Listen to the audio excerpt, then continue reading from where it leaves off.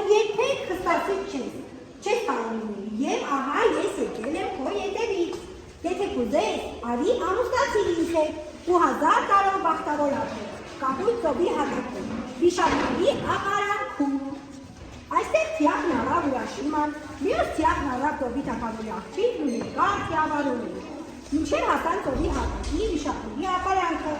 ուր բնակվում էր ծովի աստվածը եւ իշխում վիշապների, հրեաների ու ձկների վրա։ Ահ ինչ լավ էր այնտեղ, պատերը մարջանից էին, ծառերի տերևները դմբուխտից, պտուղները արտից, ձկների թեփուկները արտաթից, վիշապների կոչը մաքուր ոսկի։ Ու այդ ամենը պատկանում էր Ուրաշիմանին, որովհետև նա ծովի աստծու փեսան էր։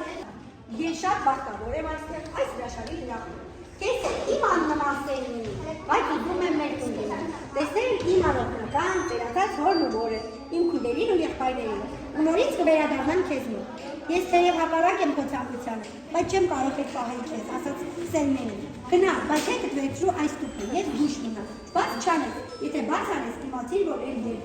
երբեք չես վերադառնա ինձ մոտ։ Ու նա մի գեղեցիկ տուփ տվեց Ուրաշիմանին։ Ուրաշիման խոստացավ բաց չանել, ինչ ուզում է լինի։ Ապա Սերմենին գնացրեց նրան։ Տղան մեկ էլ աչքերը բաց արեց, տեսավ Միհայելի եզերքերը։ Բայց ինչ էր պատահել, իր բացակայության պատական աշխարհ էր եղել,